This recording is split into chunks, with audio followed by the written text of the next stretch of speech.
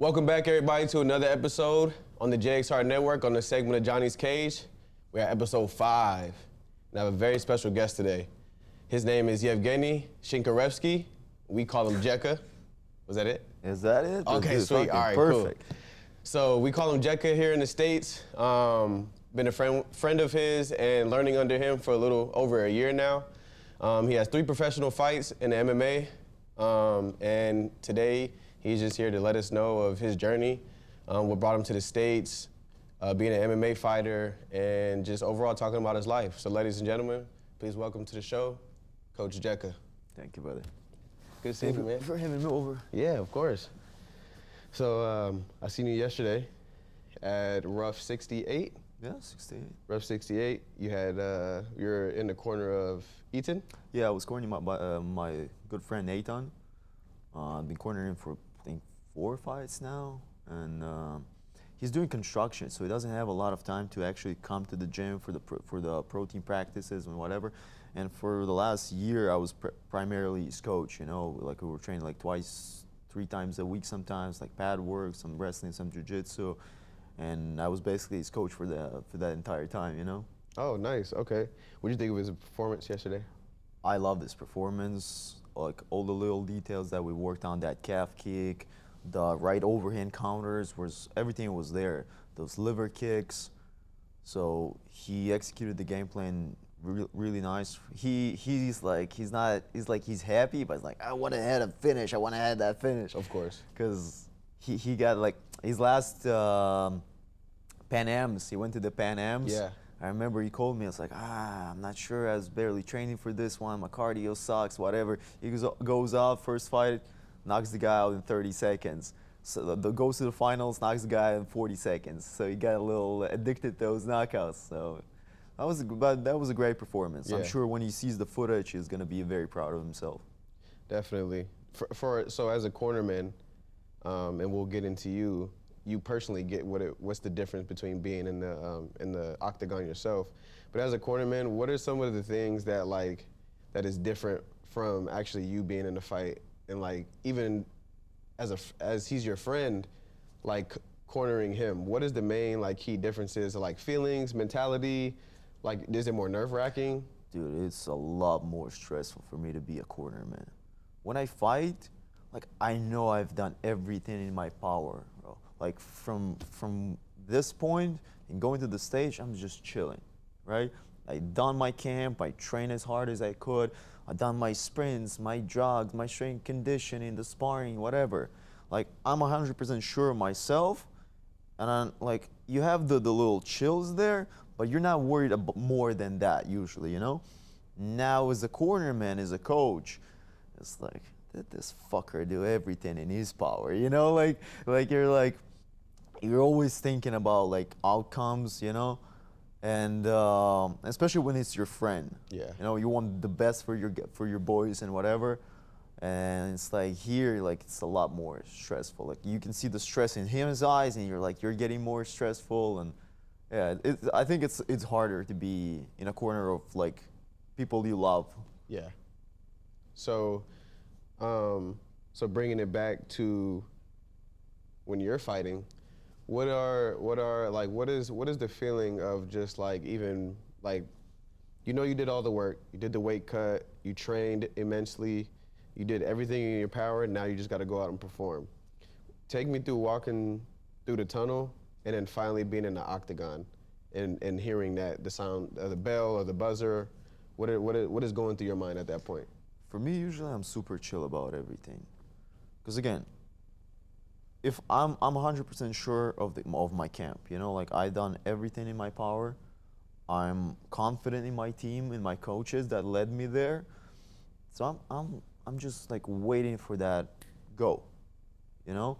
Usually, if you see me in that little locker room before the walkout, I'm usually FaceTiming my mom, my friends, whatever. It's yeah, mom, just gotta beat this guy up and I'll call you in 20 minutes, yeah. Whatever, you know.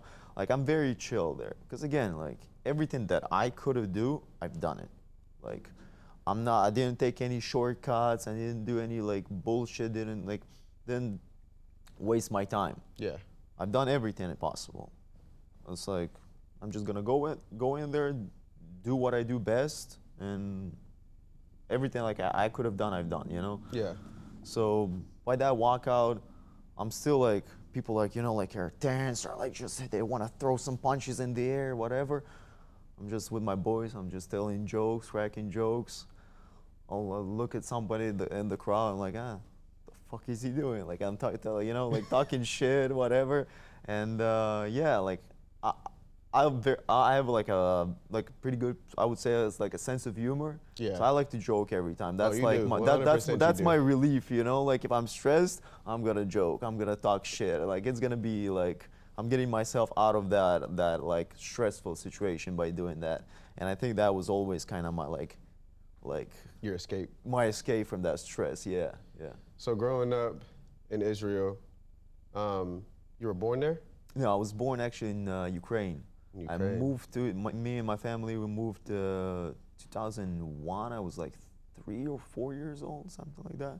And what? So do they have states or cities in Israel?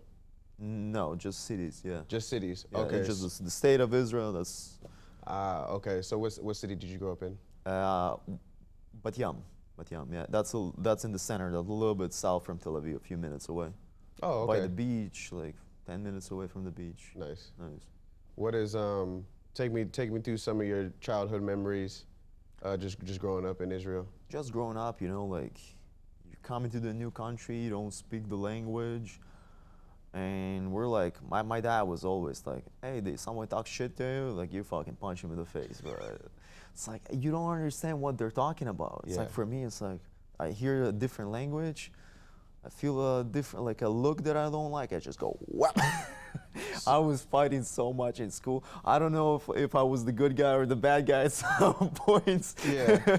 You know, like, because again, you don't know the language. It feels like everybody is against you at some point, but like, in the end of the day, like boys fight, you know, Yeah, like it's a 100%. usual thing. Like some of my best friends in Israel, we punch each other in the face, like before I started even fighting, you know? Really? So yeah. So I mean, I guess it's safe to say that you're just born to be a fighter then. Yeah, just a dude, bro. Just a Yeah. classic dude. What when did you first get introduced to? Well, matter of fact, what was your first martial art? First martial art? I mean, in the second grade, my parents tried to sign me up for judo. I think I went there for like maybe 2 weeks. As a kid, I was like a computer guy, bro. I like video games and stuff like that. Like, I didn't like training and whatever. Like I'd lift some weights. Like as a kid growing up with parents from like born in the Soviet Union, you know, like you kind of have to train. You Yeah. kind of like I was like 5 years old. My dad took me to a pull-up bar. It was like that was part of the culture. You know, you gotta train. Some Discipline. Yeah, discipline. Some families have that with like musical instruments. Like I know like a bunch of like I have like a lot of like Ukrainian Russian friends that like they play the piano or whatever. For us, it was like training. So that was like part of the culture. Like my older brother had a little bit more of a rougher upbringing. Like he was like forced to do like 400 push-ups when he was like 6, whatever. Oh my gosh. But when I was born, my dad softened it up a little bit. Like I had pull-ups, I did some push-ups, but not like that. But yeah, so yeah, that was like a big part of it, big part of my childhood. So then, like you mentioned, you were just like, you're just a computer guy. Yeah, and yeah, I started doing judo and I didn't like it. Like I quit, and I think I never liked watching fighting till like I was like 14 or something like Really? that. Like my older brother and my dad would always like watch like K1, like classic fights, like Peter Aerts Yeah. and Sammy Shield, whatever. And I'm like, Dad, I want to watch my cartoons and go to bed. Like, why do I need to watch this? And like I remember my older brother tried to introduce me to MMA. Like he was showing me like Fedor fights and like Pride and Yeah. you know Croc Up and all. Like, yeah, just leave me alone. I want to watch my cartoons. And something changed at like 14 years old. I think I watched some movie. I think you know Undisputed, the Boyka movie. Yeah. Yeah, the prison fight. Yeah. Like it Well, looks Michael Jai so White. goofy watching it today. Like the choreography was like pretty. Yeah, Michael J. White, Scott Adkins. Dude, I love that movie. I don't know why that movie kind of like clicked with me. I'm like, this looks fucking cool. I started like opening like YouTube, watching like Muay Thai fights and whatever. I'm like, shit, I want to do this. And that week, exactly that week, there was some dude walking like on the streets in the city, and he was like advertising his gym. That was a very bullshit guy. Like he was like he'll be like this kind of guy who just come out of nowhere, and you just throw like a random situation at you, bro. Can I like can I curse here? Or is it Yeah, you're like good. I'll talk shit? The guy would just walk out of nowhere. It's like you're a 12-year-old, 14-year-old kid, and it's like, hey kid, imagine you're walking down the street from a club, and this big dude comes at you and tells you to suck his dick. You're like, what the fuck do you want from? Like, are you gonna fight or are you gonna, like succumb? I'm like, I don't know. I'm 14. Leave me alone, dude. It's like, I got a gym. You have to come and train. I'm like, sure. Like, I started watching the film and whatever, like Muay Thai fights, and I'm like, whatever. I come to this guy's gym. The training was bullshit, right? Right. But as a kid, walking in a like a fight gym in the first time of your life, like, dude, that was like crazy for me. Yeah. It's like, this is the membership. This like gave me like a trial class, whatever. And I come back home to my older brother, and it's like, hey, like I think I want to do Muay Thai. I met this guy on the street. He told me he's coaching Muay Thai. And it's like, is that the fat guy with the fanny pack? I'm like, yeah, stay the fuck away from that guy, bro. I'm dude, thinking about that moment now, like, bro, I'm lucky I didn't get molested. Right? Oh my goodness. Dude. So did he actually have a gym, or was it? No, dude, when I came here there for a private for the trial session, I was the only one there, bro. That's why I'm saying, like, that was sketchy as fuck, dude. So my older brother, bro. So dude, yeah, my older brother told me, like, stay away from that guy. Okay, let's start with that. Yeah. And I'll get you to a good gym. So we start, like, he told me, like, get on the internet, find the best gym in the area, and I'll for your birthday I'm gonna get you like a membership for the year. Oh, sweet. And yeah, like I Googled and I found like like a good spot. I started training there. As a kid, I was training just like, like twice a week. Yeah. The regular membership, whatever. But dude, I loved it so much. And then I remember, like, after that year passed, like financially you couldn't, like, my brother couldn't pay the membership, my parents couldn't pay the membership, and I think I was gone for like 2 or 3 years, something like that. And I was going, like, finishing high school, going to college and whatever. Just one day I met a friend of mine, Daniel. He was actually from the US. And we trained once in that gym, like a couple of times. Like I suplexed the guy and we became best friends, know? Nice. And yeah, we're walking past the gym and it's like, hey dude, you wanna like walk in the gym and just say hi to the coaches? I was kind of nervous because like I kind of disappeared, like it was, how do I say it? I was a little shy about the whole situation. Like, I couldn't afford it. And, like, I didn't talk to the coaches and I just, disappeared. And I walk in and I say hi to the coaches, like, and he recognized me. I was kind of surprised that he even recognized me. I was like, where the fuck you been? I'm like, yeah, like my parents couldn't afford it, whatever. You want to train? I'm like, yeah, like, but I can't afford it. It's like, I didn't say if you can afford it. I asked you if you want to train. I'm like, yeah. I'm like, how many times you want to train? I'm like, as much as I can. It's like, come every day, you're good. I'm like, dude, like, my head was exploding. Yeah, like, I can can come imagine. every day. Like, as a kid, like, I trained like twice a week before, and now it's like, I can come every day, bro. Like, I was like nervous. I was shaking. 100%. I was coming in every day doing like 4 sessions in a row. That we had like CrossFit, and then I do like jiu-jitsu, and then I would do 2 classes of like kickboxing. Until like the coach was like, go home, dude, you're killing yourself, go home. And that's where I kind of felt that's like, this is what I want to do. This is what you want to do. This is what, yeah. When you were a kid, like twice a week, it's like it's fine, it's cool, like you're training, you're fighting. Right. But then when you're getting introduced, you can train every day, a few sessions a day. You're like, whoa, like I want this to be my life, Yeah, it like feels all amazing. the time. Yeah. When did you? So how long were you training out there before you decided to come to the States? I don't know even how the number I went to England first. Oh, I had a okay. camp in England. Then I went to Poland. Then I went to Thailand. Then I think Poland again. Then Ukraine. I went to a lot of places till I actually came here. Because before that, every time like I had like a serious competition, serious fight, I'm like, I want to go abroad, experience like different level. Because again, at that point, the male level in Israel wasn't that good. Now it's like the amateurs, like we started like growing a lot. Yeah. This last couple of years, and back then it was not great. So I had a teammate that she would always go to England, the Brad Pickett's team, and Okay. train there in London. So I asked like, hey, any chance I could join you and whatever, and like I saved a lot of money, and I just went there for a month for the first time, and I'm like, boom, like your eyes open up, you're like, oh shit, Like, this this is is how real- like real proper deal. MMA Yeah. training, MMA like a real camp with UFC fighters looks like I gotta have this. So like every time I would come back to Israel after a camp, have my fight, and then I would work for like 14, 15 hours a day, like doing like Uber Eats, whatever, just to save up money and go to the next one. So it was like I was stuck in this like little loop, like I have like this crazy camp, so it was so good, and I have to go back. Like I get my fight, and I'm like, oh, I'm on the bike, working again, delivering pizzas to these guys, bro.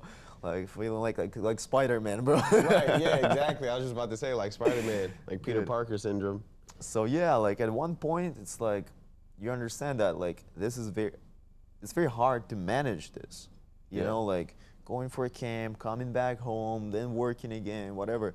And like like I was always thinking, okay, if I'm gonna come to the US, it's not gonna be like a month or 2 month thing. Like I wanna like kind of settle here, So I came here I talked to Eitan. Eitan was the reason I came to Arizona for the first time. Really? Yeah, because they posted something. I was following Fight Ready for years, right? And they posted something like, hey, our fighter Eitan Kagan is gonna fight on this event, whatever. I'm like, Eitan Kagan? That sounds super Jewish. I'm like, is this guy Israeli? Like, I text the guy, and it's like, oh yeah, dude, yeah, I came here like a year ago, whatever. The gym is really good. If you want to come, I can help you. I'm like, oh shit. And dude, I think I booked my tickets like 2 weeks later, bro. Really? Like straight to Arizona. I never been to like any gym before in the U.S. And I came to Fight Ready. I trained there for 2 years. And the last probably like 6 months, like our head coach Santino retired. Now Eddie Chara retired. So the gym kind of like fell apart. A lot of our guys left. And I think February this year I moved to the lab. How's that transition been? Dude, I love it there.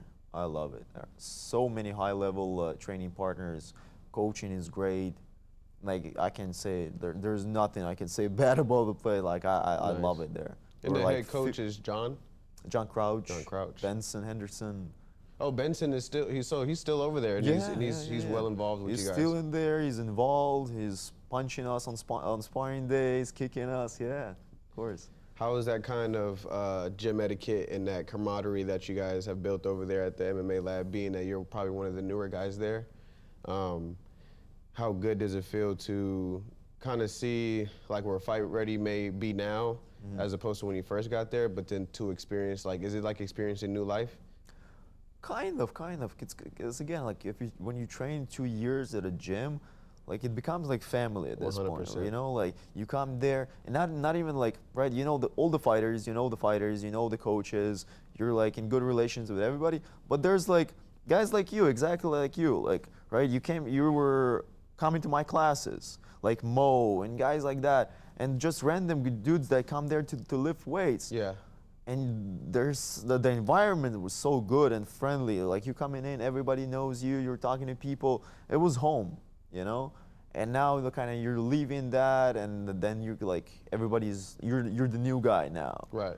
You know, so it's a little awkward at the beginning, but at the end of the day, it's like, you know, you start sparring people, you start talking, and like you know me, I love to talk. Yeah, well. So give me a chance, and I'm gonna chew your ear out, bro. So like I was talking to a lot of people, and like became friends with a few people now, and people there, like all the guys there were super friendly. Nice. Like asking your name and shaking your hand, whatever. It's like, so. Good space. I'm very happy with the gym there. Nice. So, have you had a fight yet since you've moved to the lab? I was supposed to have that fight on what was April 4th, I think, or 5th, something like that, beginning of April. Yeah. And I get this big ass cut in my last sparring session from a headbutt. Yeah. So hopefully, I actually rebooked the same fight with the same guy for July 10th. Okay. For that UFL card, the Freedom Fight Nights. Nice. And I was trying to get on the Yuma card on May 29th as well. Is it the Yuma Fight League? Fight League? Okay. They sent me a guy. Is that Kelvin's deal? He's involved in there. I'm not sure if he's like the owner or whatever. Okay. Yeah. But he's super involved. Yeah. Oh, okay. Nice. Yeah. Nice. So okay. So you're booked. So you confirmed have booked for July 6th. July 10th. July 10th, the next UFL event. So, being at the first, so in April, how long did you have before they told you, hey, we're trying to find this guy a fight? Was it? Were you able to get a full camp in, or? I think I had like 5 weeks or something Okay. for that previous fight. Yeah. I think I had like 5 weeks or 4 or something like that. Okay. I'm not big on like long camps. I mean, 4 weeks is great. If they give, like, I said yes to like a week's notice, a 2 weeks notice, a lot of like, dude, I think that's a lot easier, to be honest. Because again, I'm training all week. Already. Like, already, I'm doing my jogging. Like, I don't need a fight to work hard, bro. Bro, to be honest, I don't have much going on, dude. Like, I left my home, I left my family, I left my friends there, the job I had there to come to the US. I'm not spending my time doing some bullshit, you know? Like, I want to train, I want to be the best in the world. I'm working my ass off every day. So I don't need 6 weeks, 7, 8 weeks to prepare for a fight. Yeah. If my weight's good, usually I'm not walking around too heavy, I can find the fight the next week. If it's catch weight, give me the fight tomorrow. Fuck it, you know? So. Nice. So since you were already preparing for that April fight, how soon after did you rebook the second one coming up? I think as soon as UFL kind of announced, UFL Freedom Fight Nights, as soon as they announced they have another event, so my manager called me and it's like, hey, we can rebook the guy. It's like, yeah, I'm down. Nice. Pretty much like that, yeah. Pretty straightforward. Nice. So with the mentality that you have, just staying ready so you don't have to get ready. Yeah. So what does it look like now? I know we're probably May, June, July. I know we're 2 months away from the July card that you're going to be fighting on. So what is it like? Your training regimen right now. Have you ramped it up a little bit, or are you going to wait maybe like another week or so before you start going? Again, to be honest, I don't want to wait till July. If they get me a fight, like a short notice in 2 weeks, cool, I'll take that. Like I said, I want to get on that May card as well. If they get me a fight there, dude, I'm down. Right now I'm like 145, something like that. My weight's good, cardio's good, I'm sparring, you know, so it's just a matter of getting me an opponent that says yes. Because they sent me like 2 guys there. Like, one guy said no, the other guy just disappeared. I think one guy agreed, and then he dislocated his shoulder like 10 minutes later. The weirdest thing, bro. It's like I'm saying yes to the fight, and then like 10 minutes later I get a message like, hey bro, forget about that. The guy just dislocated his shoulder. Oh, damn. I'm like, well, what can I do? Like, quick recovery to the guy, you know? That's unfortunate. Yeah. But it's nice though, having that mentality of, like I said, just staying ready so you don't have to get ready. You're always working hard, like you mentioned. This is what you came to the U.S. to do. No, for sure, dude. Especially like as an amateur, I used to do a lot of tournaments. So we didn't have amateur MMA before in Israel before 2021, I think. Okay. And they introduced IMOFs, the International MMA Federation. Oh, uh-huh. Yeah, so they started doing like state championships, and I think I was one of the first guys to win the state championships and go to the worlds. There's like an amateur worlds, you know, for the IMOFs. Shoot. I was in Abu Dhabi, and like it's a tournament, so it means like you fight, you win, you fight the next day, you win, you fight the next day, you win, you fight. You can get up to like 5 fights to get that gold medal. Really? Yeah, dude. So it's like full on amateur, like 3 rounds, 3-minute rounds. You win fight, you fight the next day. So that completely like changed my mind on everything. It's like, you know, like some people that they want to like have a fight and rest for 2 weeks, whatever, go get some family time, whatever. I'm like, I won this fight and I have I'm like, as an amateur, you're not getting paid, right? Right. But my prize is fighting the next day. You win that and your prize is fighting the next day. Dude, I'm addicted to this shit at this point, you know? Like, so like as a pro, this shit sucks, dude. Like I remember winning my pro debut and I'm calling my manager, hey Lance, get me another one, bro. You're like, shit. Bro, and then it takes 6 months to get another fight booked. And you're like, I don't like this. I like my life as an amateur more. So is that one of the hardest parts about being a pro? It's just sometimes you could be laid off. Dude, I hate it. That's the worst part. That's literally the worst part. Like, I love being active. Like, I think all the Israelis, like, we have a lot of, like, comps there.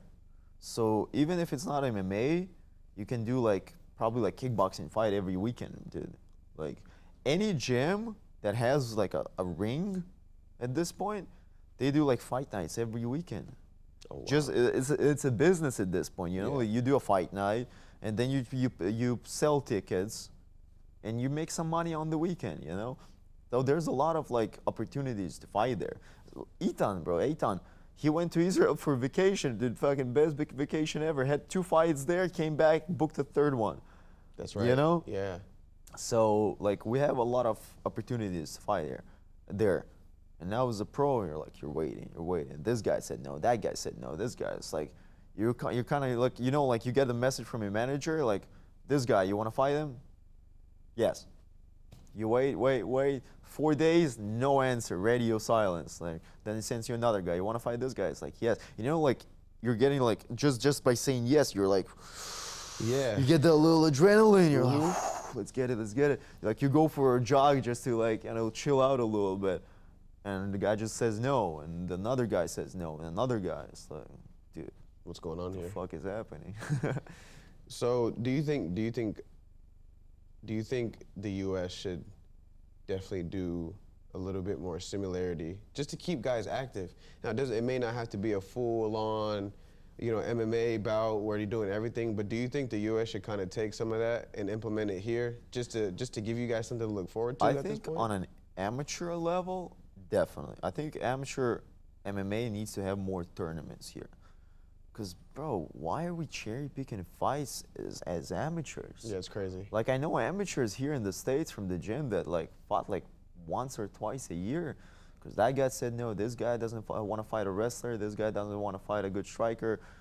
It's like, dude, why are we cherry picking opponents as amateurs? Yeah. Come on, that's the whole point of, like, experience, whatever. Like I said, like, I went to the Worlds for the first time. That was nerve-wracking for me because, like, again, Israel MMA is not very developed. So I was like, dude, like nobody sponsors it, you know. So you pay like $2,000 out of your own pocket to fight, pretty much, you know. Like you pay for your coach, you pay for your hotels. You're going to Abu Dhabi, you're paying like a fee to compete, like $500. Dude. Like in total, more than $2,000 you're spending on it, and you're like, dude, like. Do I deserve to be here? You know, like, you know, there's countries like US, Russia, there's been guys that are working their ass off, have like 20 fights when you're like 3-0 or something like that in Israel. And it's like not the best opponents probably because you're fighting whoever you got there, you know. And then when I got there, when I had my first fight against Mexico, Dude, the first round I got in a triangle choke, like the guy was beating me. I was like, dude, it's like I'm not losing like this, bro. I started moving. The ref almost stopped it.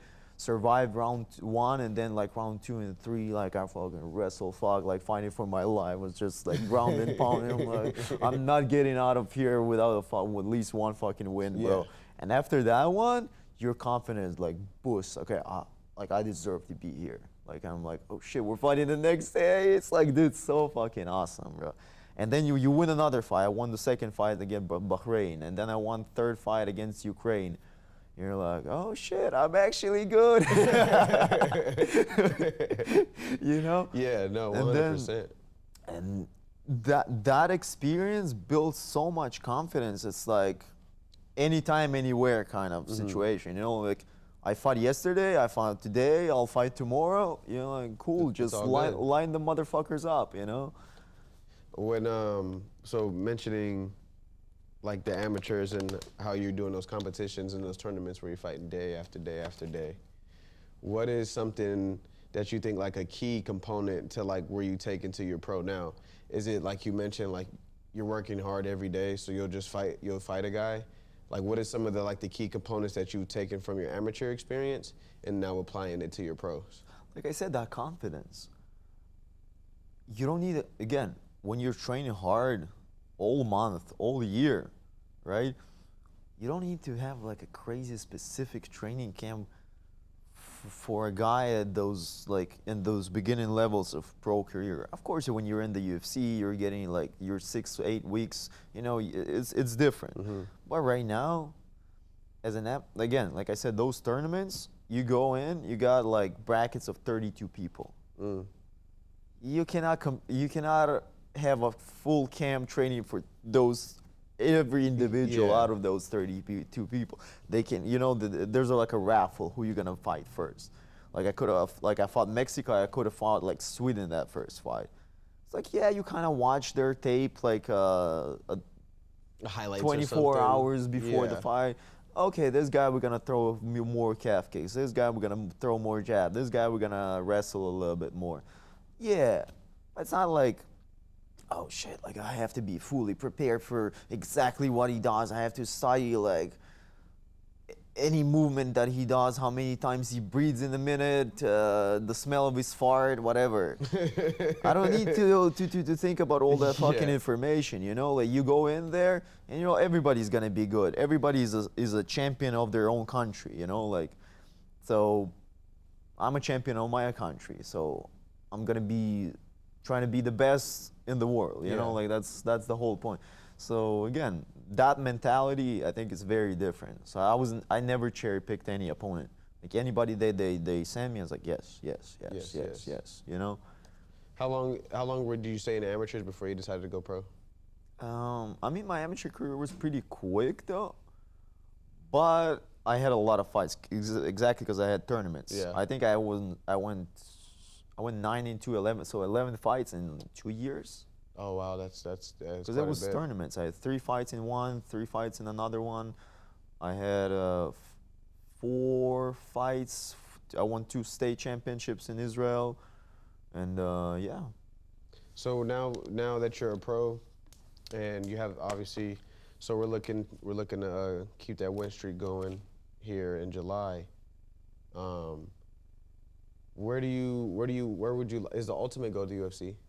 Of course. Of course. Of course. There's no fighter would say, yeah, I want to fight for I just want to, I just want to fight. I want to be the rough champ until I'm 40.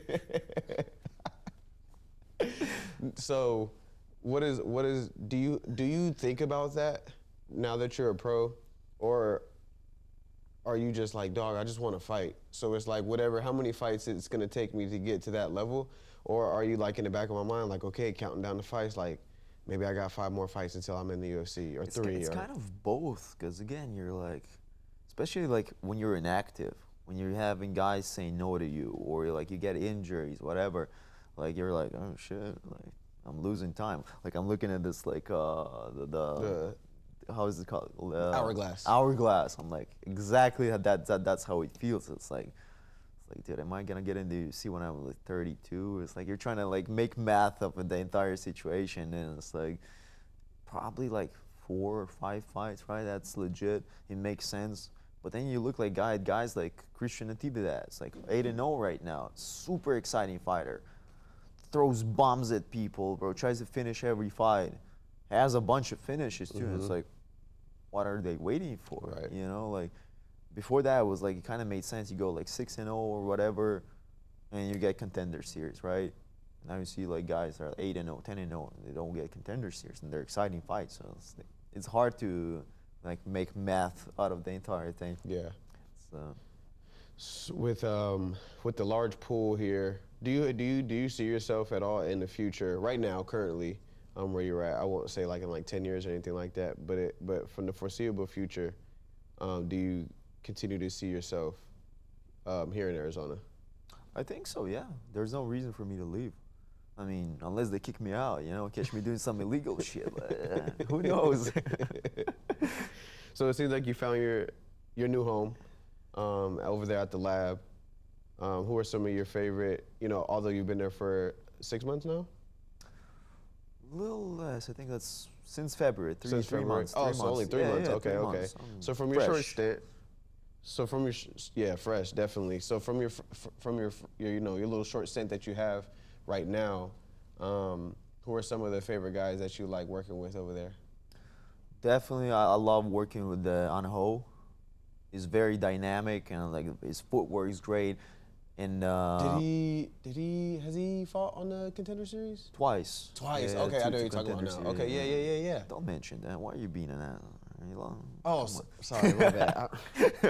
My bad. But no, but I know. Yeah, okay, but he's definitely one of my favorite training partners because he's a martial artist. You know, like we have some rounds. Like we had a round. Like some rounds I do better, some rounds he do better, and then we sit and we discuss like, hey, you landed that right hand. What you do? How do you set it up? Hey, you landed that kick. You know, like I always have to like. I love those conversations, you know, like we kind of dissect those the rounds. I love working with Chen CK, Christian Natividad, Marcus McGee. There's so many. There's so many. There's so many great strikers, great wrestlers, great jiu-jitsu guys. Mario Batista, bro. Like, I could talk for days, bro. So it's a good group of guys then. They're really well put together. Yeah, definitely. I mean, we got Marcus McGee. I don't know why the UFC hasn't given him another fight, but I think he's fighting June 6th. Well, since he fought Peter, yeah, you would have thought that, like how he performed, that they would have booked him. They should have, yeah. You know what I mean? But you know, going through that, I guess, like you said, like sometimes it's just like you don't know when, and he's at the highest level, and he's still like almost a year without a fight, and you're like, dude, what is going on? Yeah, they make some weird decisions. I don't know. So, okay, you finding your home over there at the MMA lab. What is something that you would like to let the people know on July 10th? You can address the audience right here at this camera when they come and see you at the next UFL event. What's going on? Tell the people what's about to happen. Dude, it's gonna be a banger. Like every fight that I go in. I'm most excited for the interview after the fight because I'm always in my mind I'm like I'm gonna be this super nice guy. I'm gonna say like thank you for my family, thank you for my team, whatever. And then some fucking demon comes out of me and I just go, oh my amateur career, I want to elbow on motherfuckers. Dude, in my mind I'm just this super nice guy. I win the fight and I'm just I'm a demon coming out there, bro. So. If I get an exciting fight, I get an excited interview, so I'm waiting for that. Nice. Well, I appreciate you for coming on the show, man. Obviously, you know, we talk outside and everything. For sure. I definitely want to get back in the gym with you. It's been a minute. Let's get it. You, David, and everybody keep telling me I'm putting on good weight, but I just feel like because I haven't been training and I have been putting on weight, it makes me feel like almost kind of fat. Nah, dude, you start building them shoulders, yeah, bro. Think so? You were a flyweight, now you're a bantamweight. Oh, no, I'm way too small. You're a flyweight, right? Yeah, I'm a flyweight, yeah. Dude, you're way too big for me. Nah, you're dude. way too big for me. Well, I mean, I've seen you fight before, so it's. I see the way you fight, and I'm like, man, these guys are huge. So you mentioned you walking around right now like 140. Like 145. Or like 145. Dude, I'm like. 140 when I can't I'm like afford food, 155 bro. right now. I'm a freaking lightweight. How much, right? How much? 155 right now. Gee. That's heavy. Dude, I see the traps, the neck. You look like you started wrestling, bro. I wish. That's why I You need to need get a back in collar. the gym with You you need to guys. get a cauliflower, bro. You're Hopefully, good. that's like the universal sign of like, man, don't fuck with that guy. Do you have some? Do you have a little bit? Cauliflower? Yeah, Yeah, you my ears do. are fucked, dude. Damn. Yeah. Damn. So do people? I know we're about to end the show, but do people like? Is that like a real thing? That people notice and it kind of like Yeah. a little bit Like, more. do you feel that? Sometimes. But dude, it's not just the cauliflower here, bro. Like at this point, dude, I had so many cuts on my eyebrows and whatever, dude. I look like a fucking jigsaw, bro. Like the Frankenstein shit going on here. A cut here, a cut there. Dude. I'm being so fucking unlucky with my skin, dude. I'm like especially the eyebrows. I had so many of them, bro. Like. I want to wake up and just be prettier sometimes, dude. It's like, dude, this shit's too much. Well, good luck to you. Can I get a little shout out?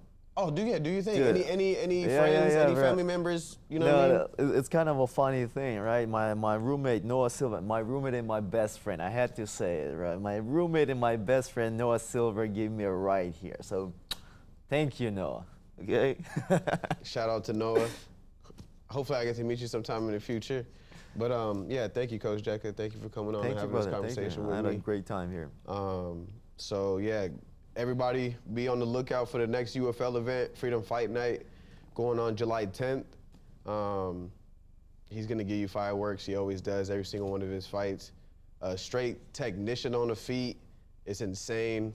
I've learned quite a few things from him being under kind of like his disciple, just learning the Muay Thai trade and the striking and everything like that. He throws some vicious elbows, and he will kick the shit out of you. And if you don't listen in class, he'll throw a kick at you as well. So Definitely. thank you, Coach. I appreciate you. Thank you, my brother. And we out.